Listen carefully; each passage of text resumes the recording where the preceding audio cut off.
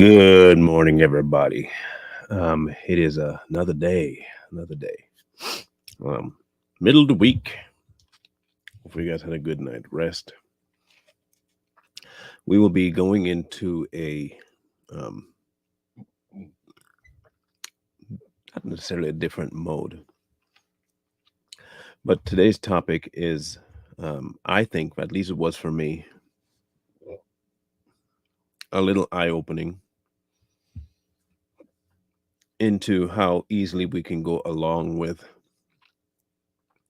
a certain way of thinking just because a certain type of people believe something. So, we will discuss it. We will discuss it. We are in the book of Daniel. We'll be doing the first chapter for a reason. I'm not saying we won't be going into the rest of the story, but for now, the, the initial uh, chapter. So let us read. This is the first book of Daniel. In the third year of the reign of Jehoiakim, king of Judah, Nebuchadnezzar, king of Babylon, came to Jerusalem and besieged it. And the Lord gave Jehoiakim, king of Judah, into his hand, with some of the articles of his house of God, which he carried into the land of Shinar, to the house of his God. And he brought the articles into the treasure house of his God, lowercase g.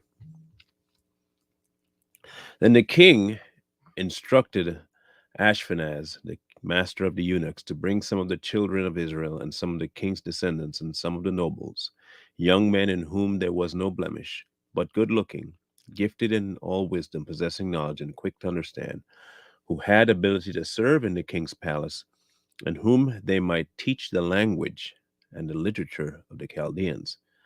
And the king appointed for them a daily provision of the king's delicacies and of the wine which he drank, and 3 years of training for them, so that at the end of that time they might serve before the king.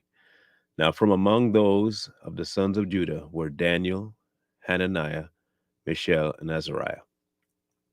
And to them, the chief of the eunuchs' master gave names. He gave Daniel the name of Belteshazzar, and Hananiah Shadrach, and Mishael Meshach, and to Azariah Abednego.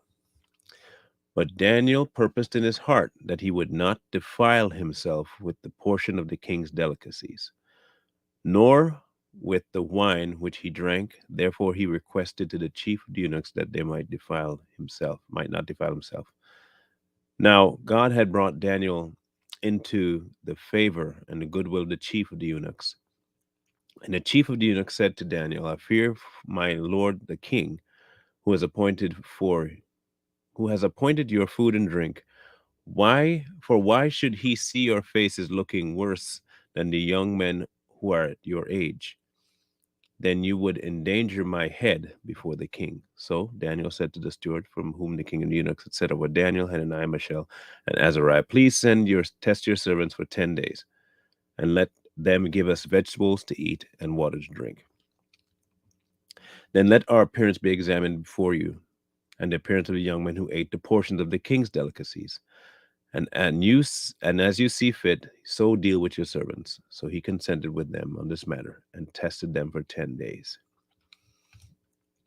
Now, as you know, this whole fire thing was coming later on. But what I really wanted to touch on was the beginning phase of this.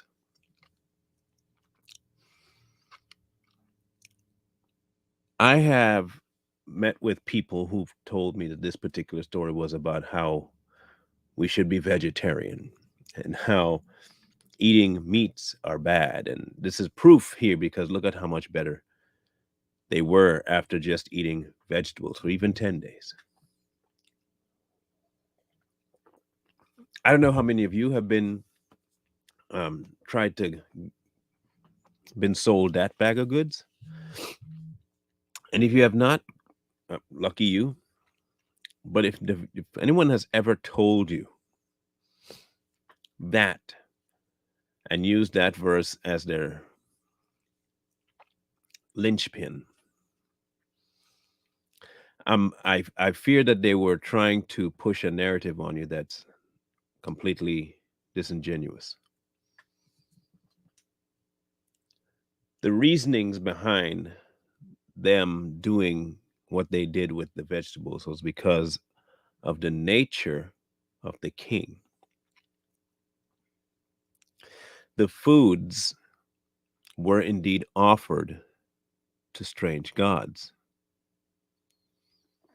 It is an obedience issue. They refused to be disobedient and disloyal to God Himself by eating Nebuchadnezzar's food. And in essence, they would eat anything that he did not choose for them over anything he did choose for them. Today, however, the church has seemingly gone happily and compliantly into biting into whatever the world offers them. And that by that I mean the modern church has now gone and accepted certain things sacrificed to foreign gods.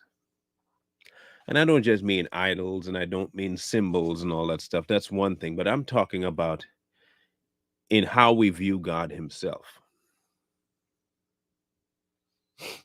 We take what man tells us is meat, and it's not even remotely close to food.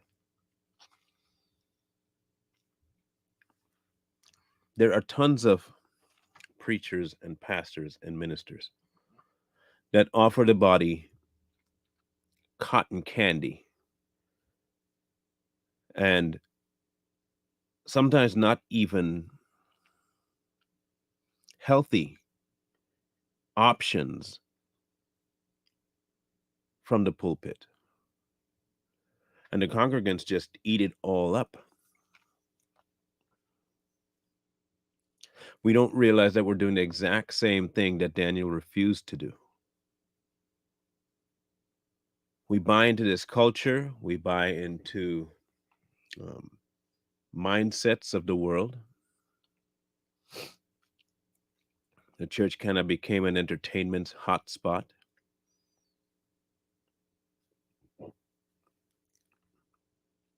There was no reverence for God.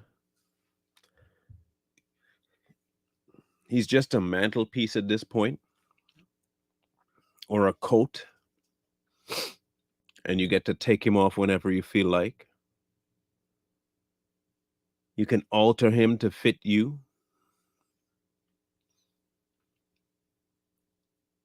There is no more reverence for the awe of God.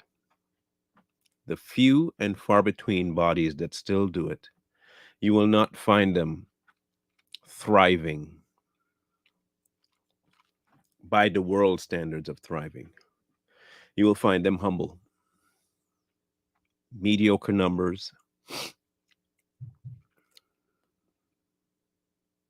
but their people will love you genuinely.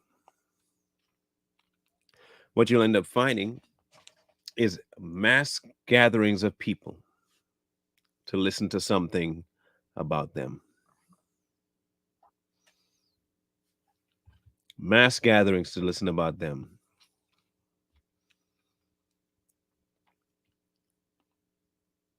And mind you, they'll want to change your name too, just so you know. You go along with the world, and everything about you starts to change.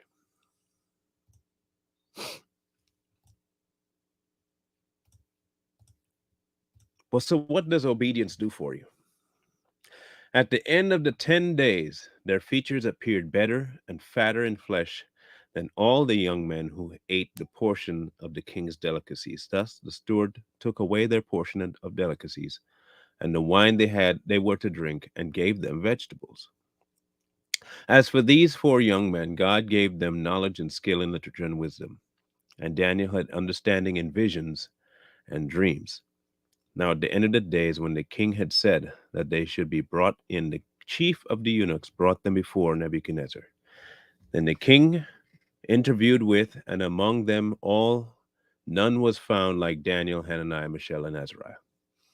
Therefore they served before the king, and in all matters of wisdom and understanding about which the king examined them, he found them 10 times better than all the magicians and astrologers who were in his realm. Thus Daniel continued until the first year of King Cyrus. Now,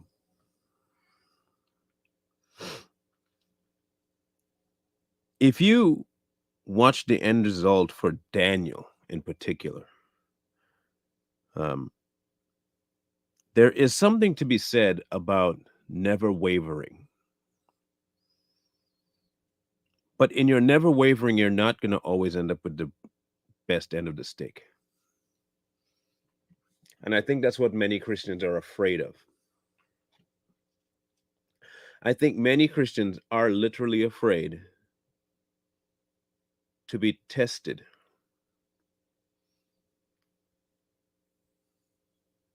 They're afraid to be tested.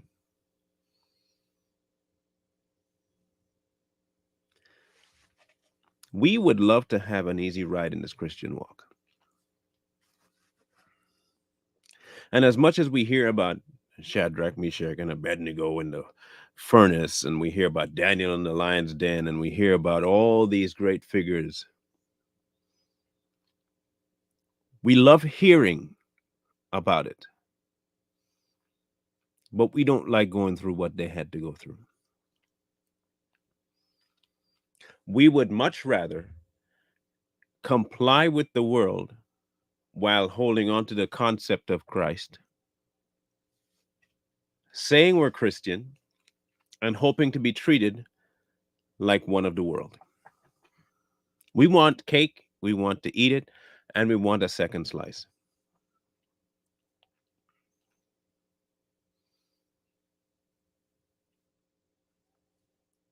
We've kind of become a amalgamation of all of the weak characters ever known in folklore and in the Bible. We become the one person. We're Shaggy from Scooby Doo. We are Shaggy. See, everybody knows Shaggy. Everybody knows Shaggy. But it's what they know Shaggy for is the problem.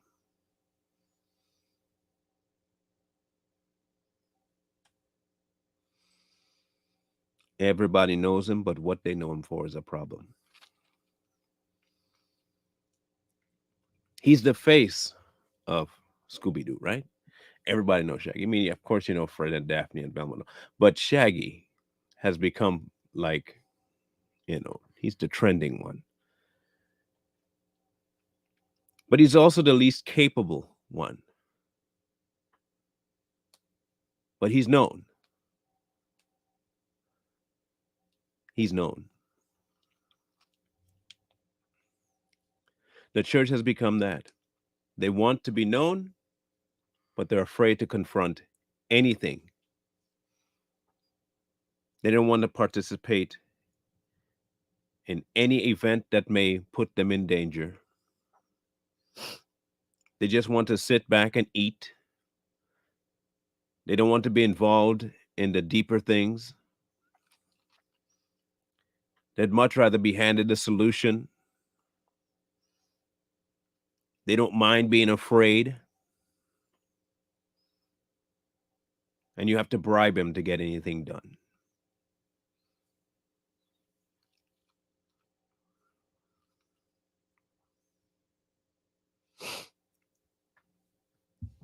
But we listen to stories about these guys. Now, the other part of this story that we have a king prior to this captivity that came from a godly parentage. And he himself strayed completely off the deep end to the point where God handed the kingdom over to Nebuchadnezzar.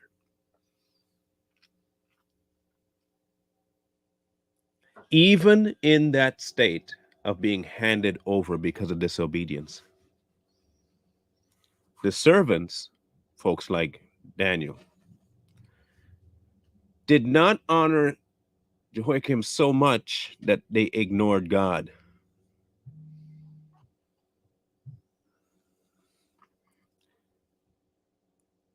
They put God first. So what's stopping us? Do we need to get put into captivity? Maybe some of us need to be tormented. Maybe the tribulation is needed for some people.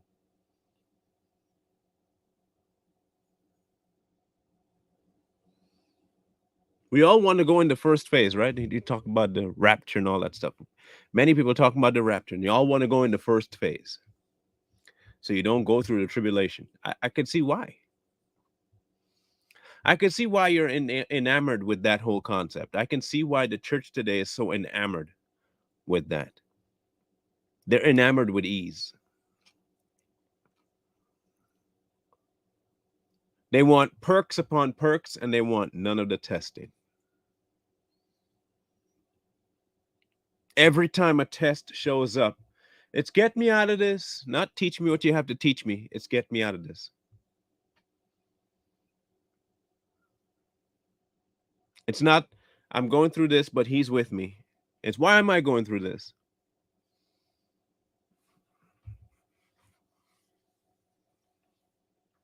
I have a job where I can't say the name Jesus, so I best not say it.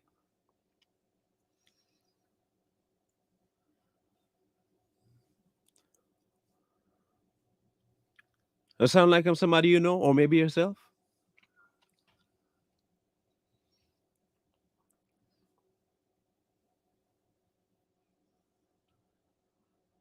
We have become a culture of ease, of no trouble. We've become a culture of, hey, we're a child of God, so we should have everything easy. And if my life is rough, it must mean that I'm not doing something or God's not there. Or life is life, and your only goal is to press in to Him, re- regardless. Maybe it's just a matter of trusting God, regardless of the situation. Perhaps that story of the fire is really your story. They walked in, they knew it was coming too. They didn't try to plead to get out of it.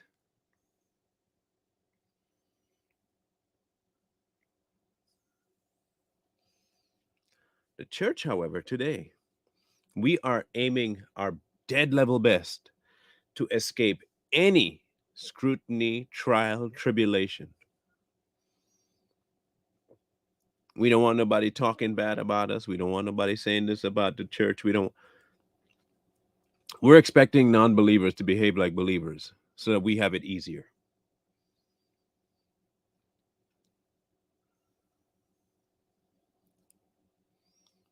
Meanwhile, we read stories like this one.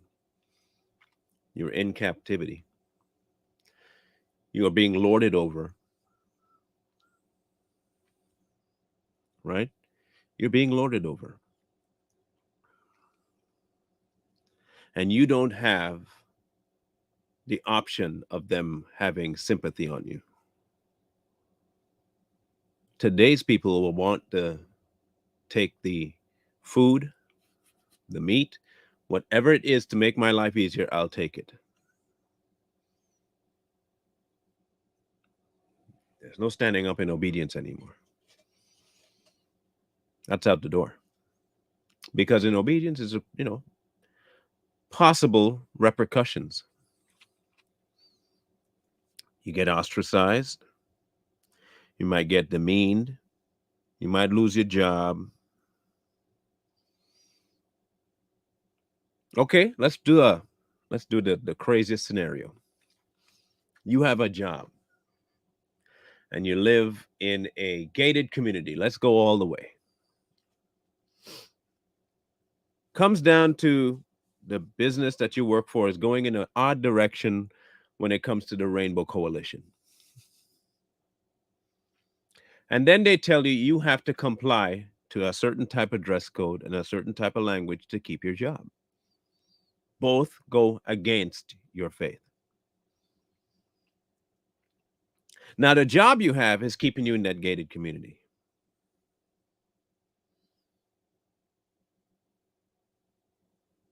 What do you choose? What do you choose?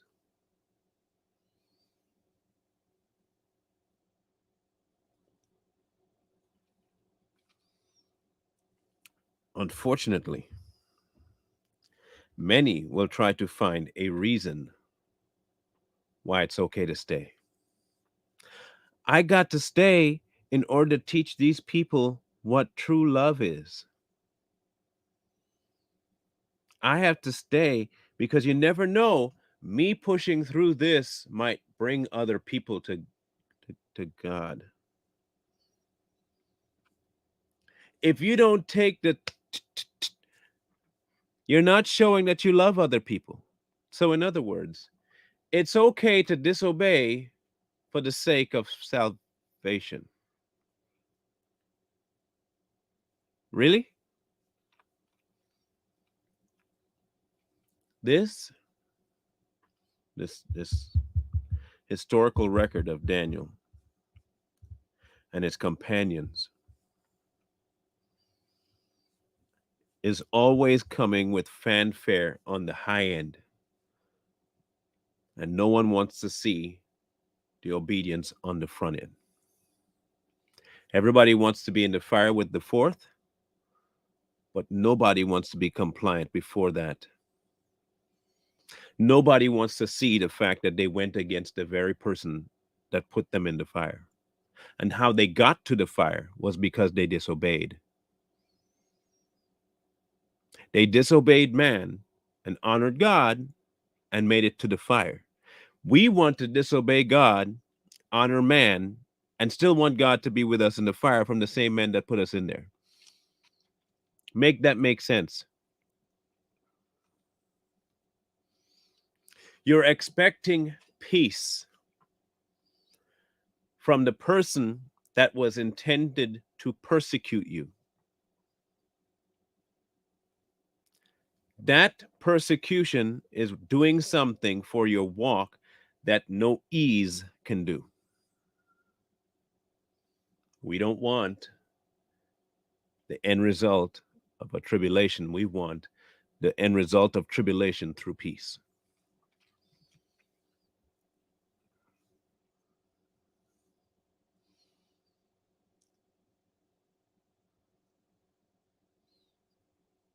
If you listen carefully to a bunch of these pastors,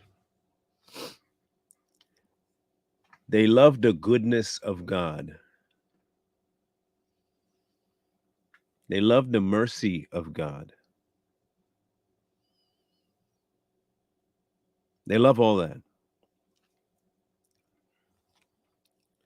But they don't want the sacrifice he requires.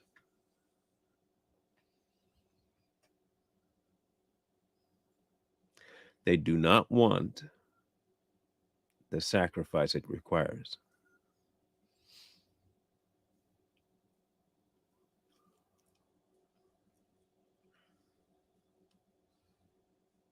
It really all comes down to us not trusting God, period, though.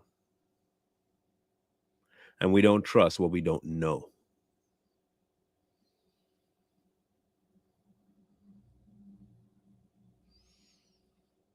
You've seen that it's now become a meme. And it's of this guy sitting in a chair with bungee cords attached to him. And these guys rock him back. And he's trying to tell them or talk to them in a way to delay the inevitable. And all he can say, wait, let me tell you something, let me tell you something, let me tell you something. In an effort to delay what he knows eventually will come, which is him getting thrown off the edge and the bungee cord doing its job. Why was he like that? Fear, yeah. Why is there fear? I don't trust the bungee cords. He doesn't trust the bungee cords as much as the people that put the bungee cords on him.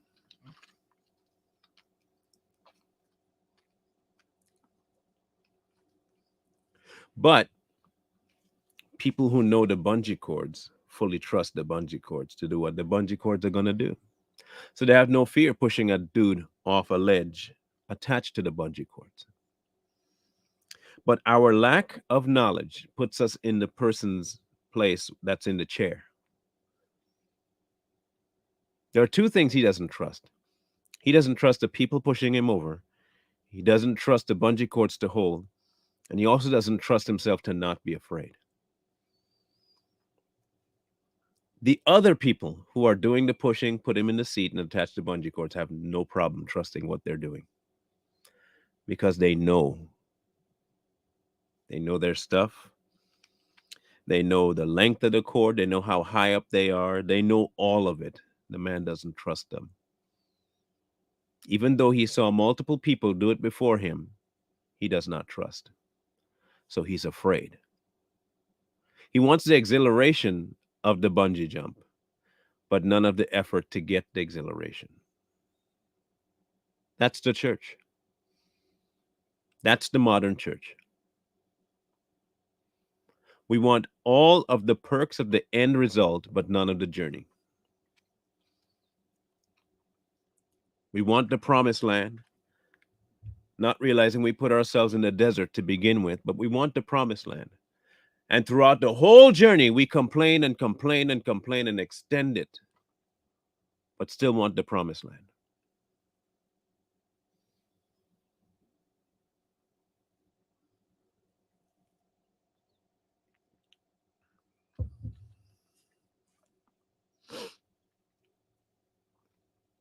The story of Daniel, Shadrach, Meshach, and Abednego is not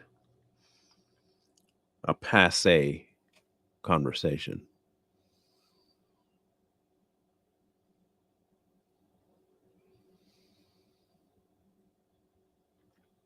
We are in the exact same time period right now where the world is asking us to bow, the world is asking us to worship, the world is asking us to not mention God, the world is asking us to do everything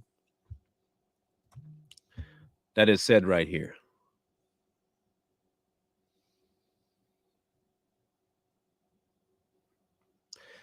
It is asking us to do everything Nebuchadnezzar has asked these young men to do.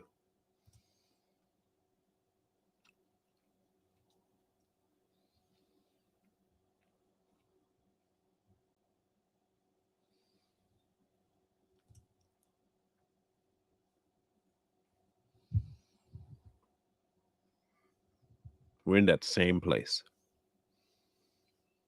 But not very many of us are willing to not participate in the food they offer. And I don't mean literal food. We're not willing to trust God to protect. And we're definitely not willing to walk all the way up the ladder of success only to get thrown in the fire anyway and be okay with that.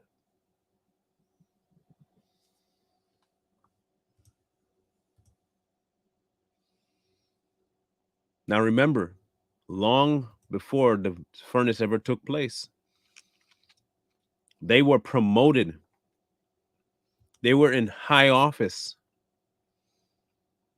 And when he finally brought in this image of gold,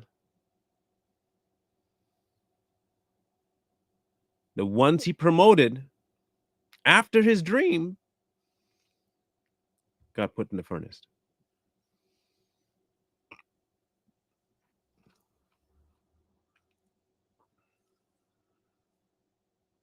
So, for all the opulence that the church wants today, all the ease, all the fanfare, the world is not going to be as kind as you think it is. And the next opportunity it has to burn you, it will.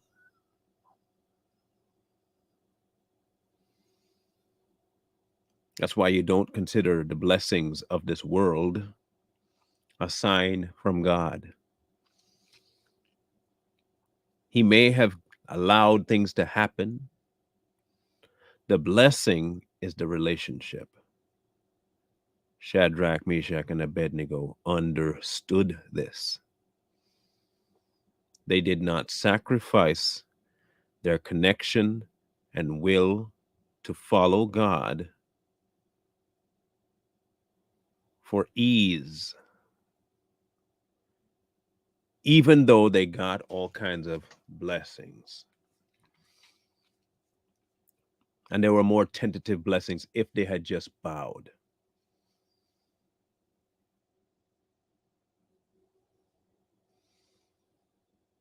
Bow, right? That's all you got to do, bow.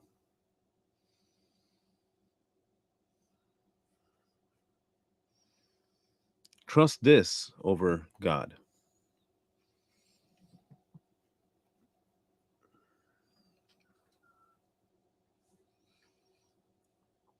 You want to live, take this. You want to see family, take this. You want to traverse the world, take this.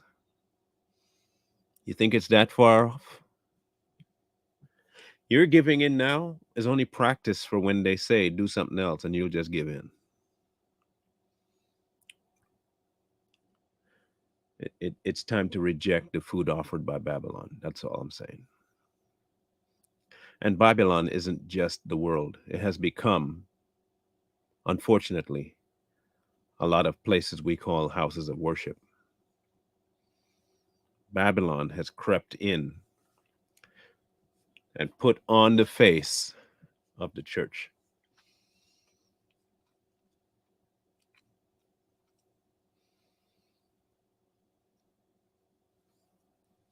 Be careful. Be careful. There are very few things left where the world has not crept in to try and usurp from God. Very few.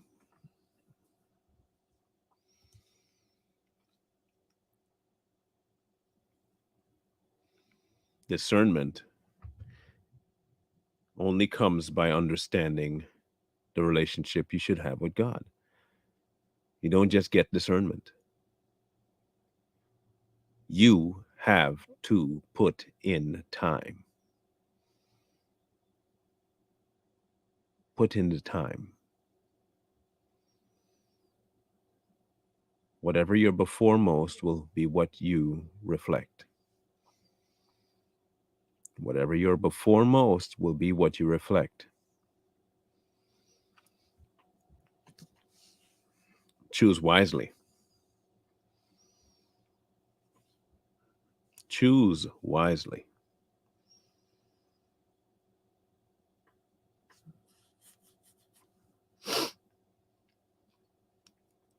I don't have a topic for tomorrow yet. Not saying that I won't be on, but I don't have a topic yet. Um, like I keep telling people, I don't prep really far ahead. I'll just let him do what he's got to pick what he's got to pick. Nothing's picked yet, so um, just keep an eye out. Too Strong will be on tonight, and we will be addressing something, um, some things that we have noticed. Um, some things we've noticed, and we're just going to call it out as we should. Of course it is, because the church is his body. The modern church that people consider the church is not the church. It is something walking around pretending to be it, which is why I put that title of modern in front of it. But the church will always be what he wants, because it's him. Regardless of how much man tries to make a carbon copy or a Android copy or a AI copy, it's not the same. It's a copy. It's a copy. The church will forever be his body. Anything else that does not reflect him ain't his church, and nor is it his body, even though they could want the title all they want. Keep the title, say it, but it's not true. That's all it is. Not the same.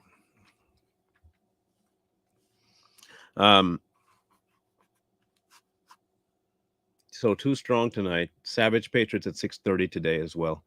6:30 Eastern. Make sure you tune into that.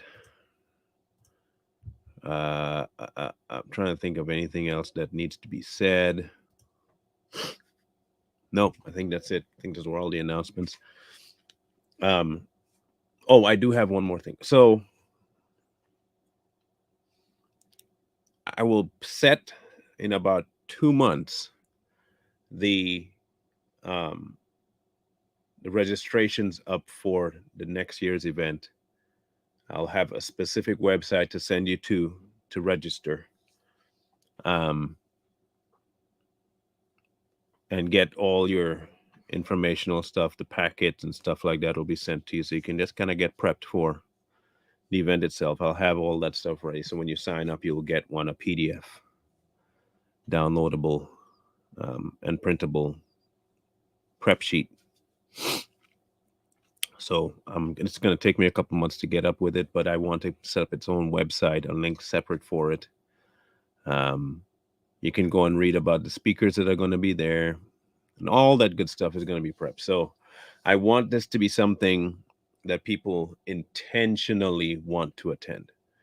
I don't want it to be a last minute decision. Some of us will still be procrastinators anyway, I guess, but I want you to have enough time to get your kids on board with it. Plan for your kids to be there. Figure a way to get the time off. For one, I think it's more essential that we all, as a unit right now, we just to meet. I think it'd be cool to just know each other as opposed to handle on YouTube.